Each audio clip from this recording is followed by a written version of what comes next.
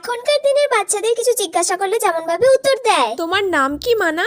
আমার নাম সুপর্ণা ঘোষ, আমার বাবার নাম সমীর ঘোষ, আমার মায়ের নাম সুচিত্রা ঘোষ। আমি স্কুলে পড়ি গুডুল প্রাথমিক বিদ্যালয়ে। আমার মামার বাড়ি বর্ধমানে। আমি ড্রয়িং, নাচের ক্লাস, গানের ক্লাস, আঁকা, আবৃত্তি সব শিখি। আমার বেস্ট ফ্রেন্ডের নাম সুতিষ্ণা, ওকে আমার খুব ভালো লাগে। আর আমার পছন্দ হয় না ওই স্কুলের সুমিকে, যাকে আমি একদমই পছন্দ করি না। আচ্ছা ঠিক আছে মানা, তুমি তো সব একবারেই বলে দিলে, আমাকে তো আর কিছু জিজ্ঞাসা করতেই হলো না। আগেকার দিনের বাচ্চারা যেমন ভাবে উত্তর দিত। কি মানা, তোমার নামটা কি বলো? কি রে, কাকিমা তোর নামটা জিজ্ঞাসা করছে, তুই তোর নামটা বলতে পারছিস না? বল কাকিমাকে নামটা।